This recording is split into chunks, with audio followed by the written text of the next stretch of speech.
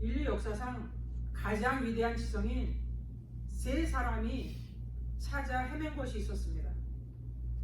그것을 예수님은 한 문장으로 끝내셨습니다. 공자는 인간이 어떻게 살아가야 하는가, 그것을 고민했습니다. 그 혼란한 시대 속에 사회의 도덕과 질서를 세우기를 원했습니다. 석가모니는 인간의 고통의 문제를 고민했습니다. 늙음이 있고 질병이 있고 또 사람이 죽어가는 것을 보면서 어떻게 사람이 참된 자유를 얻을 수 있을까, 그것을 생각했습니다. 소크라테스는 진리가 무엇인가를 질문했습니다. 인간이 어떻게 살아야 되는지, 무엇이 선인가를 끊임없이 탐구했습니다. 이 세 사람 모두가 길을 찾고 있었습니다. 참된 도를 찾고 참된 진리를 찾고 인간의 문제를 해결하기 위해서 노력을 했습니다. 그때 한 사람이 나타나셨습니다. 그런데 그는 길을 가르쳐 주겠다, 길을 찾겠다라고 말씀하시지 않았습니다. 이렇게 말씀하셨죠. 내가 곧 길이요 진리요 생명이라. 세 사람이 찾던 것에 대해서 한마디로 종교를 지으셨습니다. 예수님은 구원의 길을 찾으신 분이 아니라 죄인들에게 구원의 길이 되어주셨습니다.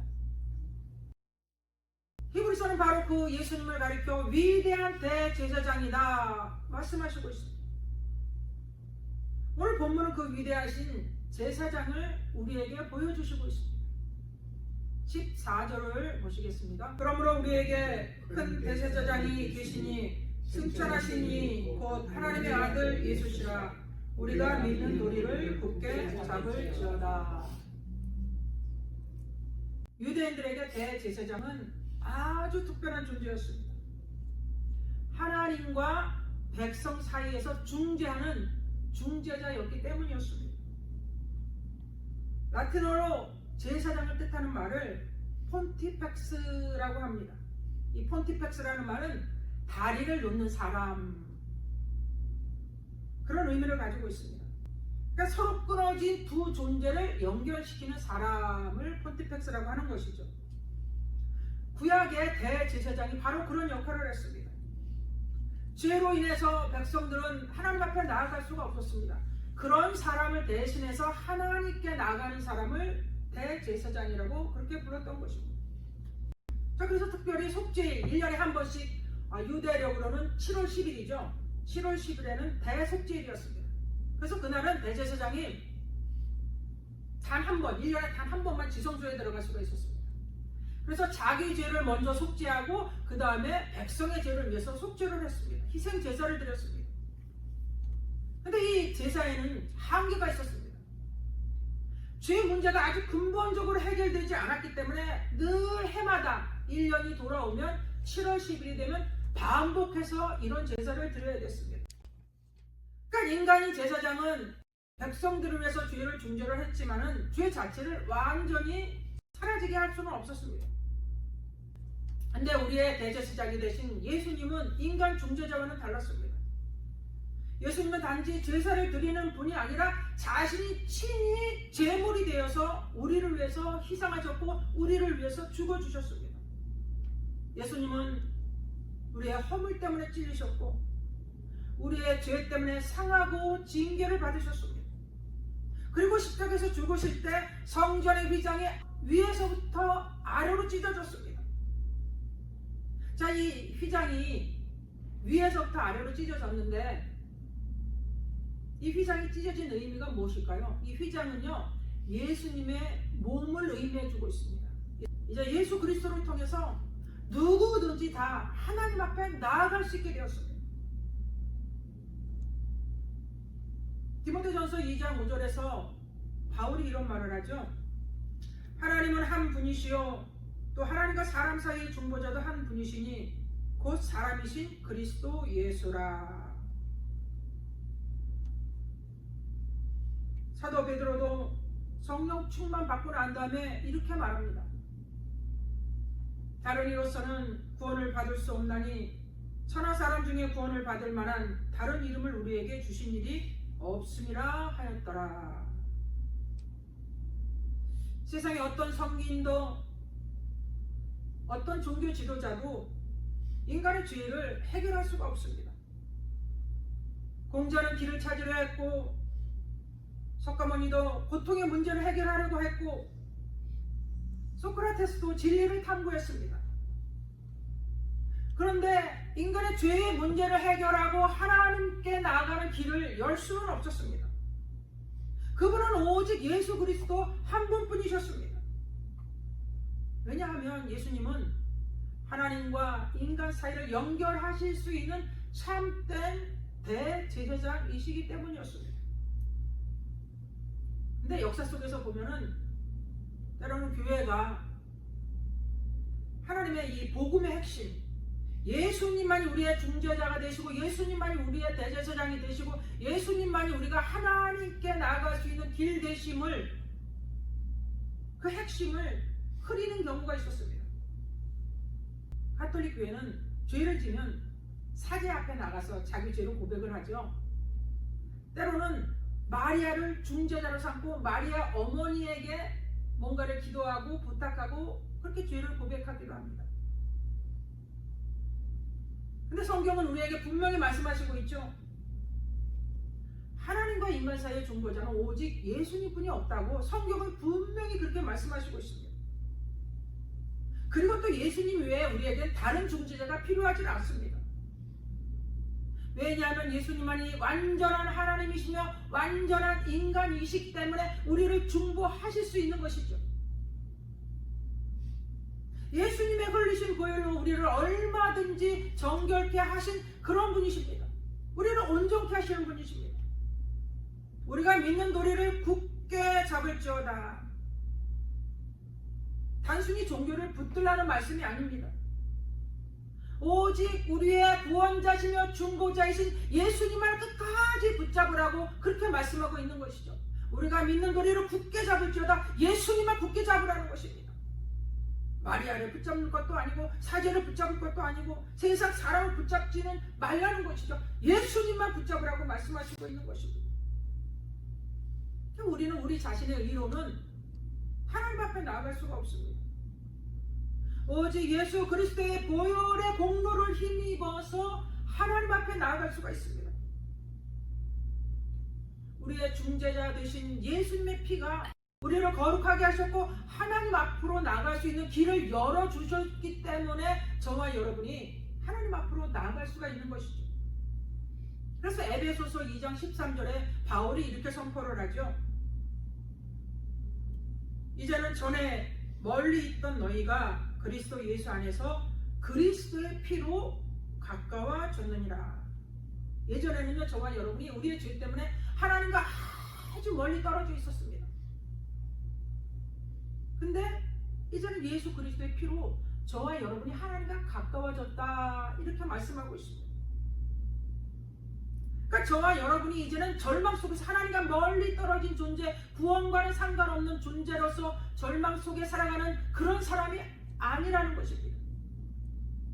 예수 그리스도의 보혈의 공로를 통해서 우리가 죄사함을 받고 하나님의 자녀로 받아들여졌다라고 말씀합니다.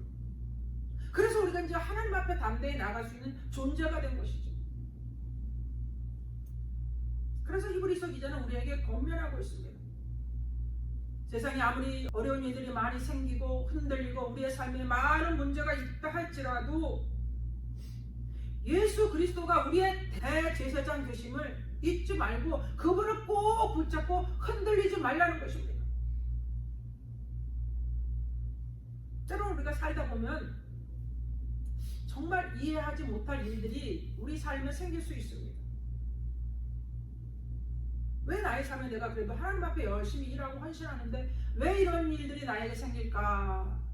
그런 의구심을 가질 때도 있습니다. 그럴 때라도 우리 믿음이 흔들리지 말고 예수 그리스도를 굳건하게 붙잡으라는 것입니다. 왜냐하면 우리는 예수를 떠나서는요 소망이 있을 수 없기 때문에 그렇습니다.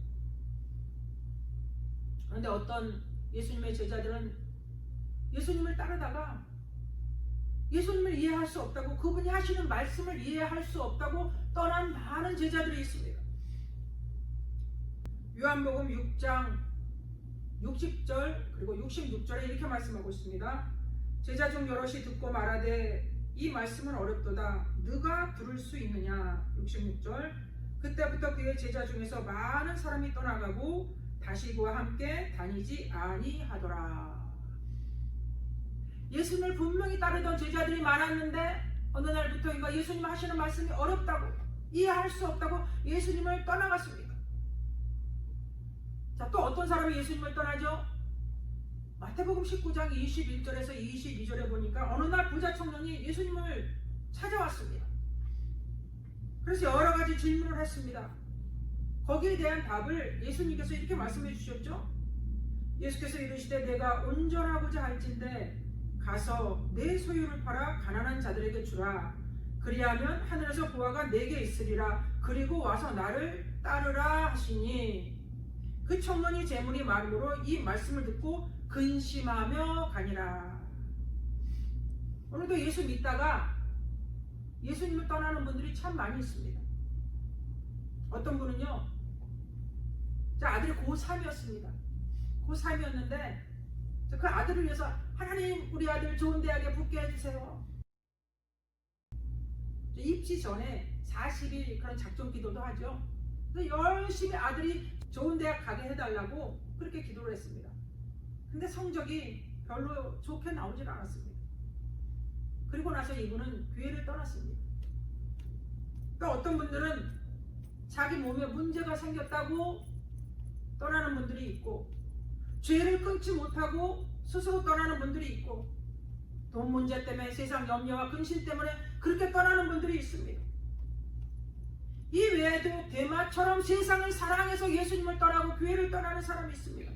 아니면 다른 교인과 교인 사이에서 문제가 생겨서 떠나는 사람이 있고, 사람의 인정이 더 중요해서 떠나는 사람들이 있습니다. 이처럼 우리가 예수님을 떠나는 이유는 각각 여러 가지 이유가 있지만은 그 뿌리는 하나라는 것입니다. 예수님보다 더 중요하게 여기는 그 무언가가 있기 때문이라는 것이죠. 어떤 더 중요한 것이 생겼기 때문인 것입니다. 그러나 저와 여러분은 그 어떤 이유가 있다 할지라도 예수님을 떠나서는 안 됩니다. 예수님에게만 생명이 있고 진리가 있고 그분만 우리의 길 되시기 때문에 그분을 떠나서는 우리의 생명은 영원할 수 없는 것이죠. 그분을 떠나서는 참된 기쁨과 소망을 소유할 수가 없습니다. 그래서 베드로처럼 우리가 이런 모습을 가져야 되는 것이죠.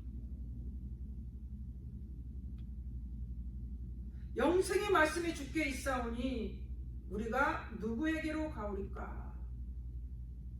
다른 사람은 말씀이 어렵습니다. 이해할 수 없습니다. 그러면서 예수님을 떠났지만 베드로는 영생의 말씀이 있는데 우리가 어떻게 예수님을 떠나겠습니까? 하면서 끝까지 예수님을 따라갔습니다. 우리도 말씀을 굳게 붙잡고 믿음에 굳게 서서 이러한 사람이 되어야 되는 것입니다. 본문 15절을 다시 한번 보십시오. 우리에게 있는 대제사장은 우리의 연약함을 동정하지 못하실 리가 아니요 모든 일에 우리와 똑같이 시험을 받으신 이로되 죄는 없으시니라.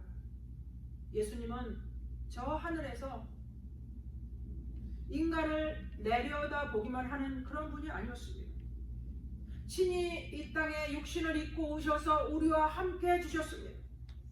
그래서 배고픔도 경험하셨고 하나님이지만 인간이기에 피곤함도 경험하셨고 눈물도 흘리셨고 배고파 보신 적도 있고 배신도 당하셨습니다. 억울함도 있었고 외로움과 고통도 당하셨습니다. 그래서 인간이 당하는 모든 아픔이나 슬픔이나 고통이나 번민이나 이런 모든 것을 다 예수님은 알고 계십니다. 이해하고 계십니다. 왜냐하면 예수님도 이 땅에 살아가시면서 모든 고난을 다 거치셨기 때문이었습니다. 우리가 같이 이렇게 살아가면서도 때로는 서로의 고통이라든가 눈물을 이해하지 못할 때가 참 많이 있습니다. 근데 우리의 고통을 가지고, 우리의 아픔을 가지고 주님 앞에 나아가고 하나님 앞에 간절한 마음으로 기도하면 우리에게 음성을 들려주실 때도 있고 말씀으로 깨달음을 주실 때도 있습니다. 그래, 내가 내 고통을 안다. 내가 네 마음을 안다. 이런 음성을 듣게 되면 마음이 환해지고 마음이 편해집니다. 참 큰 위로가 됩니다. 어떤 사람이 위로해 주는 것보다 더 큰 위로가 됩니다.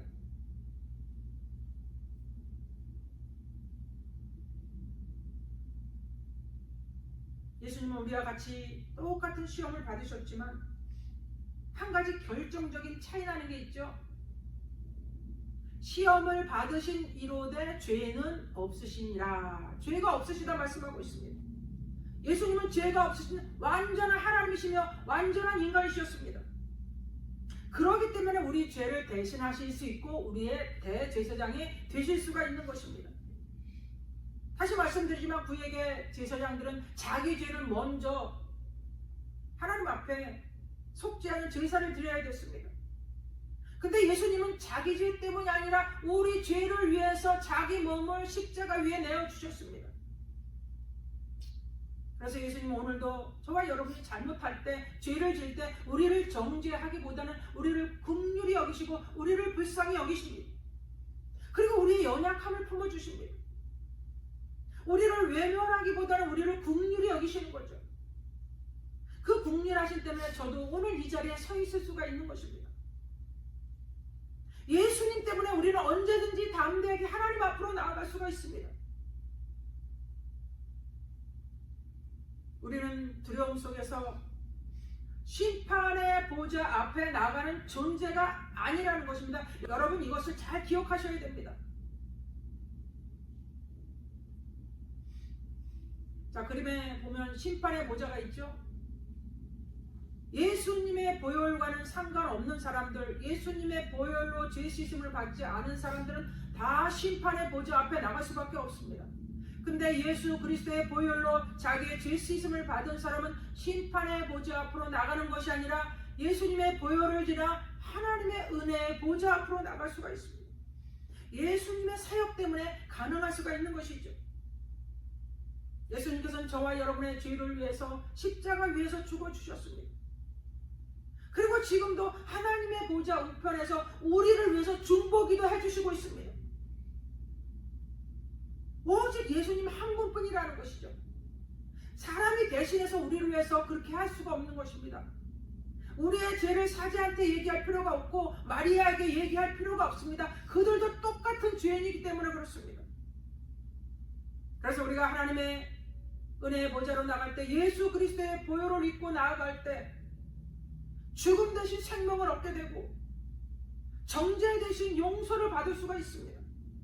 심판 대신 자비를 얻을 수가 있고 절망 대신 하나님의 보좌 앞에 나아가서 소망을 얻을 수가 있게 되는 것이죠.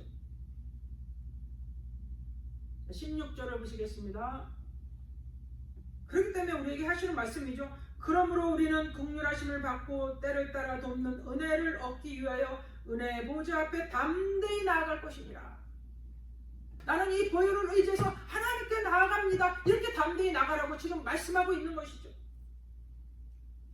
여기서 돕는 은혜를 얻기 위하여 라고 말씀하고 있죠. 이 돕는 은혜라는 말은요, 헬라어로 보에테이아라고 이렇게 합니다. 보에테이아. 이 단어는요, 사도행전 27장 7절에 보면 사도 바울이 이제 로마로 가게 되죠. 로마로 압송되면서 큰 풍랑을 만나게 됩니다. 그때 보에테이아라는 말은 밧줄을 묶는 거 있죠. 밧줄을. 배를 묶는 밧줄을 표현할 때 보에테이아라고 말합니다. 저 풍랑이 바다에서 막 인도가 한번 여러분 생각을 해보십시오. 배가 막 움직이면서 그 파도 위에서 깨질 것 같습니다. 그래서 사람들은 배가 이제 부서지지 않도록 밧줄을 가지고 배 밑으로 이렇게 이제 줄을 선체를 이렇게 해서 둘러 감는 거죠. 저 그림처럼. 그러면 파도가 많이 쳐도 배가 부서지지 않습니다.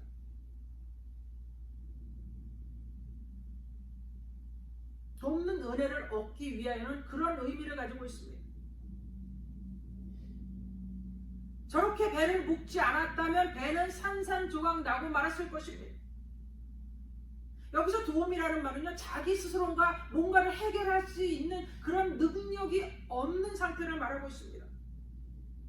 밧줄이 배를 꽁꽁 묶어서 그 배가 산산조각 나지 않게 그렇게 보호할 수 있었던 것처럼 저와 여러분의 삶에 많은 풍랑이 일어날 수가 있습니다. 어려움이 올 수 있습니다. 그럴 때 우리가 예수 그리스도의 보혈을 의지해서 하나님의 은혜의 보좌 앞으로 나가서 기도하면 그때 그 돕는 은혜, 우리의 삶이 파괴되지 않고 깨지지 않고 망가지지 아니하도록 도와주실 수 있기 때문에 예수님의 보혈을 힘입어서 은혜의 보좌 앞으로 담대히 나가라, 이렇게 말씀하고 있는 것입니다.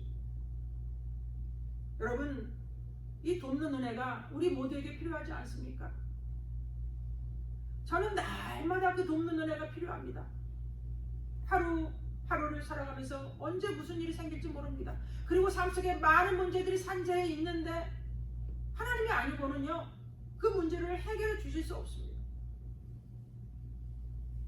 그래서 또 하나님께 나아가고 또 하나님께 나아가고 또 무릎 꿇고 하나님께 기도하는 것이죠. 대제사장이신 예수님의 도움이 없다면 정말 많은 사람들이 무너져 내렸을 것입니다. 우리가 많은 간증을 보면서 알겠지만 그 간증하는 사람들을 한번 보십시오. 삶의 별의별 어려움을 다 당합니다. 고난을 당합니다. 아, 이제 나는 끝났구나 하는 그런 순간순간들을 당할 때 그분들이 다 예수님 보혈을 힘입어 하나님의 은혜의 보좌로 나갈 때 그들의 삶이 하나둘씩 해결되고 문제가 해결되었던 것을 그들은 체험했다라고 고백하는 것을 볼 수가 있습니다. 아무것도 의지할 게 없습니다. 실질적으로 깊은 병에 걸리면 더 그렇죠. 해결할 수 없는 문제들을 만날 때도 있습니다. 그럴 때 절실히 우리 모두에게 돕는 은혜가 필요한 것입니다. 인간이 그 문제를 해결해 줄 수가 없습니다. 자기들도 죄인인데 어떻게 구원자가 되어줄 수가 있겠습니까? 공자가, 소크라테스가, 석가가, 목사가, 신부가 어떻게 죄의 문제를 해결해 줄 수가 있겠습니까? 그들도 역시 죄인들이며 하나님의 용서가 필요한 존재들입니다. 네, 예수님만 오직 다르시다는 것입니다. 예수님은 인간이 세운 중재자가 아니라 하나님이 친히 세우신 참된 대제사장이시기 때문입니다.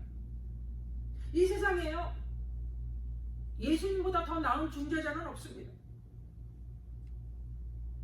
우리가 하나님으로부터 받아야 될 자비도 긍휼하심도 용서도 다 예수 그리스도를 통해서 오는 것이죠.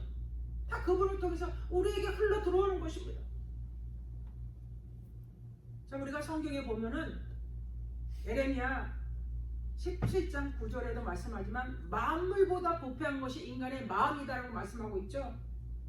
시편 40편 12절에도 보면요, 우리의 죄가 머리털보다도 더 많아서 셀 수가 없다고 합니다. 그게 인간의 모습이라고 하는 것이죠. 이런 인간이 어떻게 거룩하신 하나님 앞에 우리가 나아갈 수가 있겠습니까?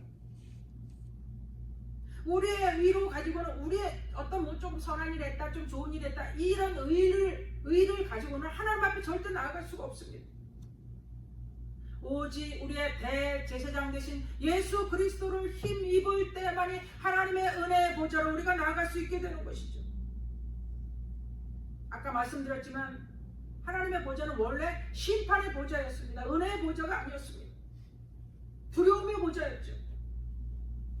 그런데 예수 그리스도께서 저와 여러분의 죄의 문제를 담당해 주심으로 인해서 우리가 심판의 보좌가 아닌 은혜의 보좌로 나아갈 수 있는 그런 사람들이 되었던 것입니다. 그런 사람이 된 것이죠. 그런 놀라운 은혜가 저와 여러분에게 주어졌다는 것입니다. 얼마나 기쁘고 감사한 일입니까? 주님은 우리의 중재자이시며 믿음의 창시자이시며 완성자이십니다. 왜 그럴까요? 왜 우리의 구원자가 되시죠? 왜 십자가를 지셨을까요? 그것은 저와 여러분을 사랑하셔서 우리를 구원해 주시기 위해서, 영원한 멸망에서 저와 여러분을 구원해 주시기 위해서 십자가의 길을 가셨던 것입니다. 그런데 많은 사람들은 다른 곳에 구원이 있고 다른 곳에 기쁨이 있고 다른 곳에 소망이 있다고 다른 길로 향하는 사람들이 참 많이 있습니다. 예수를 믿었다가 예수를 떠나는 분들이 많이 있습니다. 많은 세상 것들이 저와 여러분을 예수님으로부터 멀어지게 하는 것들이 많이 있습니다.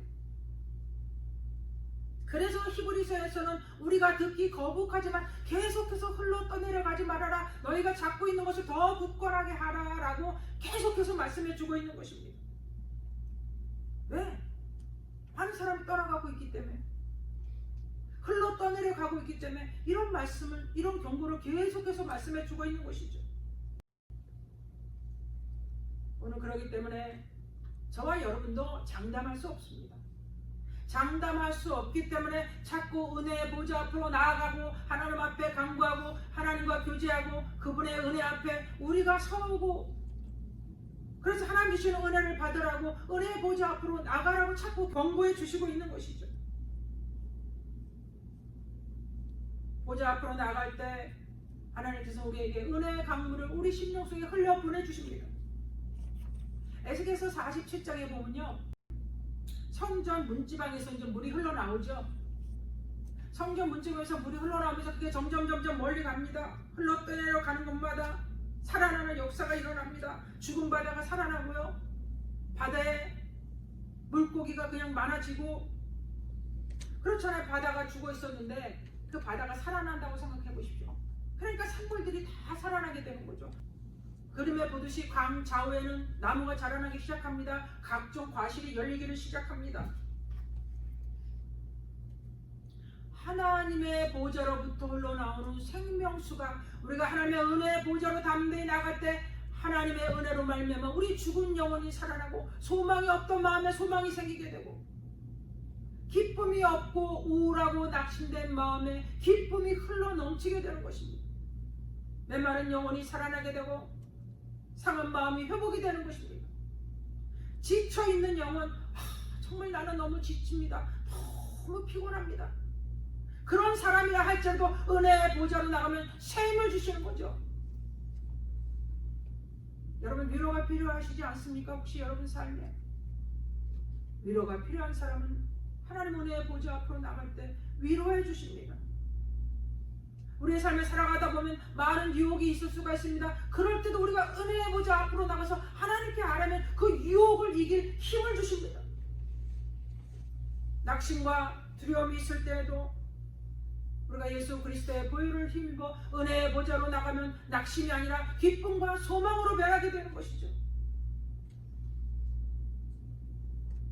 여러분, 말씀의 결론을 맺겠습니다.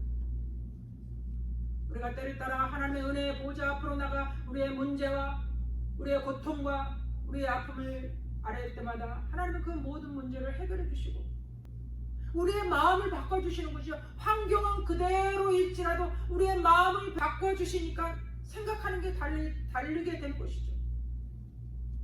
오늘 저와 여러분, 문제가 있으시다면, 아픔이 있으시다면, 괴로움이 있고 외로움이 있고 우울증이 있다면,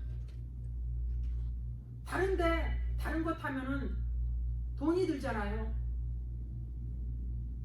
많은 것들이 낭비될 수가 있죠.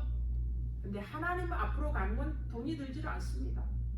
여러분이 앉아있는 자리에서, 운전하는 자리에서, 쇼핑하는 자리에서, 그 어느 곳이라 할지라도 간절한 마음을 가지고 하나님 앞에 나가면, 예수 그리스도의 이름을 힘입어 하나님 앞에 나가면 하나님께서 저와 여러분의 마음을 먼저 붙잡아 주시고, 그리고 삶을 이길 수 있도록, 어려운 문제를 넘어설 수 있도록 저와 여러분을 붙잡아 주시는 것이죠. 언제 어느 때라도 사랑하는 여러분, 늘 문제가 있을 때, 어려울 때, 힘들 때마다 예수 그리스도의 보혈을 힘입어서 은혜의 보좌 앞으로 늘 나가서 위로를 받고 힘을 얻고 능력을 얻고 지혜를 받아서 이 험한 세상을 이기며 나갈 수 있는 저와 여러분 모두가 되시기를 주님의 이름으로 간절히 축원드리겠습니다. 아멘.